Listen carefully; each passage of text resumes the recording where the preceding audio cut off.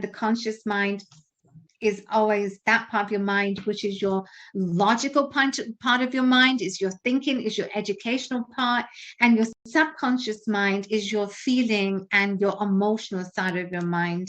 And then I talked to you about the relationship, this chapter, between courage and wealth. So these two together make an irresistible pair, courage and wealth, because one without the other you can absolutely cannot have. And millionaires are willing to take the risks, so they take the risk 110%. And what is the role? What is the role?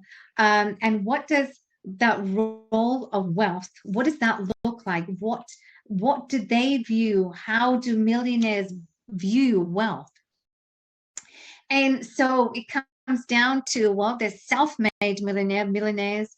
How people ask, well, you know, how are self-made millionaires made? And they are made because, you know, they are self-assured in themselves. They have the confidence, they have the courage, they take the plunge, they take the risks that's involved. And there are two main kinds, economic and financial risks, that's required. And they manage their own businesses, and this in return compounds that will give them the wealth creation. And there are two kinds, as I mentioned. There's economic risk and there is the financial. So they have financial independence, and the avenues, they're always seeking for avenues, they are always seeking for opportunities. Where is that opportunity cost? That, you know, so they're always constantly seeking, and they're always constantly investing and making investments to create the wealth. And the example is, perfect example is Elon Musk.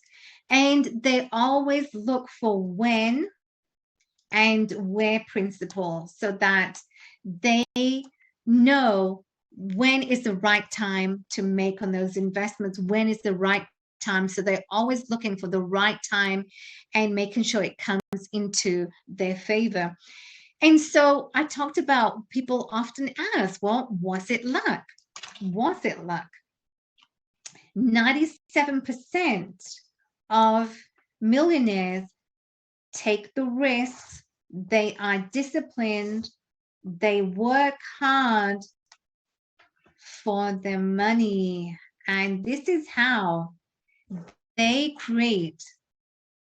This is how, my friends, millionaires create their net worth, and how they have amassed the mass amount of net worth that they have today is these principles that I just shared with you. So you and I can adopt these principles.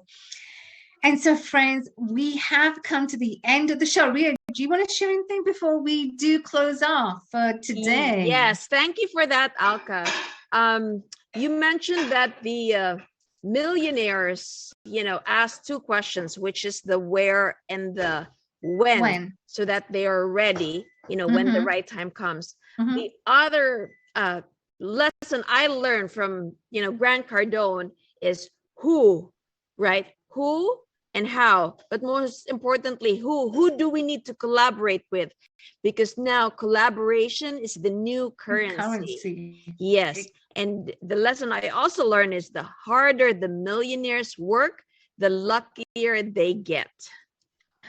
Well, yes. I mean, you know, it is in the hard work. They put in the hard work, and that is how they do get lucky. Like Elon Musk, for example, look at how much investment he has made, and he just constantly keeps on improving, constantly keeps on investing. You know, who knows where is the next investment coming from him? He just purchased Twitter, I believe, for 64 billion. Was it? Yes, but you know what? He was almost in the verge of bankruptcy. He had few dollars left when he was starting the Tesla company. Exactly. Can you imagine? Exactly. I mean, that's just a perfect example. I mean, he was in verge of bankruptcy, but can you imagine how Elon Musk got out of bankruptcy and now is a billionaire? He's now amassed a billion. His net worth is, wow, and that is a story in itself, that someone from bankruptcy, on the verge of bankruptcy, can overcome. And at the end of the day, friends, it comes down to the mindset. So the millionaire mind, it is a very powerful, and can you just imagine just being on the verge of bankruptcy? But yeah, it was his mind, it was the mindset that got him out of bankruptcy into the billions. He's a billionaire, to his net worth and what he's capable of, really making himself where he's at today. And we can only be proud of that, but we can only emulate to people like Elon Musk, to where they were on the verge of bankruptcy to where they are today. So we can emulate. So we often say, well, I don't think it's easy. I don't think it's like, well, it comes down to the mindset, friends. Is either we, and I'll share this with you in the Think and Grow Rich book, it comes down to what are we thinking? Your subconscious mind, again, which is your emotional mind, and it's always working for you, whether you are awake or you are asleep 24/7. It doesn't, your subconscious mind does not switch off. You and I may switch off when we're asleep, but the subconscious mind does not. It works for you even in your sleep, and it works for you when you are awake, so that it can give you the results what you desire. So Ria, yeah, absolutely. Can you just imagine? He was on the verge of bankruptcy, and today he just keeps on improving. He just keeps on evolving, and he's always forever constant. And I can just imagine where he's going to go after Twitter. Who else is he gonna buy? Well, we have to consider too, what problems is Elon solving, right? So he's solving the transportation problem. He's giving us cleaner energy, cleaner cars. He's solving the solar problem, right? A reliable, clean energy, and we can reuse it with the use of, the sun's rays. Third, he wants to bring us to Mars. So he's solving big problems of the world. So if we want to get, tons, or the wealthy class, our question would be to ask ourselves, what problems can we solve in our community to better our community and the world? You know what? That's a good point, because we often think, and I was like this, so I put my hand up because I was guilty of this, because I wanted to, help so many people. I wanted to help people like in my community, my church, etc. But I needed to improve on myself. I needed to be a better version of who I was. Who is 𝗥𝗵𝗲, and what is 𝗥𝗵𝗲 capable of giving back to society? So only then. So we should not think of the external, but think of the internal, and think of right here, right now. Who can we serve, and how can we serve?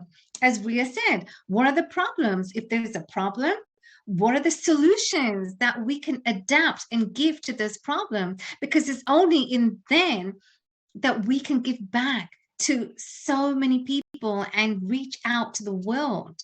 But until then is look right here, right now, to solving this problem. So I love that, Ria. I think that is so good. Money is just the byproduct of our service, and it's a tool. Money's a tool, right, to get you to what we want. I agree. So as long as we can take care of those problems, then only are we able to solve so many people's problems. So friends, we have come to the end of the show. Oh my goodness, my heart always, I'm so excited every time I get to share my segment of the portion